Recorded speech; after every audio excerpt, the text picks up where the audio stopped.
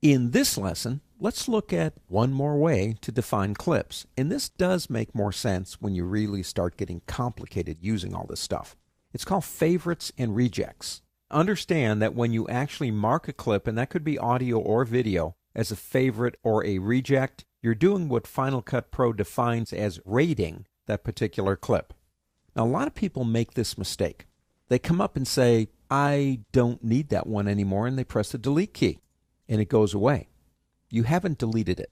The delete key on your keyboard is the shortcut key for marking a clip as rejected. It's still there. You say, well, then why did it go away? Because up here, the default is hide rejected. And if I go ahead and select that and say all clips, it comes right back again.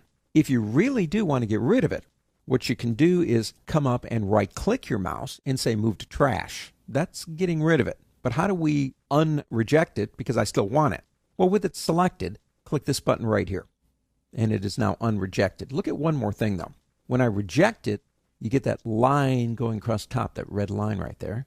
If I unreject, that goes away. So there's little visual cues up there telling you what is going on. And what's a favorite? Well, it's kind of a generic thing.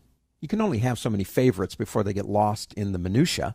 But basically, it is a way to say, this is one of my favorite clips. I use them temporarily, but there is a way, I'm going to show you a trick, to make them more than just a favorite.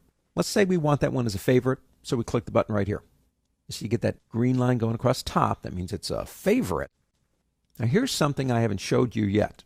If you're in list view and you come up to one of these clips and you see that little triangle right there, if you pull that down, you will see a list of your keywords, and there's a favorite. You can rename the favorite to something else if you want to, but there's a trick to it in a sense.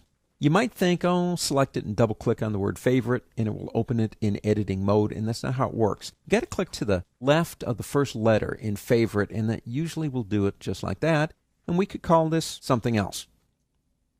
Again, that is searchable text if you want to use it. If you don't want it anymore, turn it off just by clicking here. Now we just have the keywords. But favorites to me are limited if you are just using them as favorites. I turn favorites on and off as I'm working. Having the ability, though, to change the name makes them a little bit more valuable.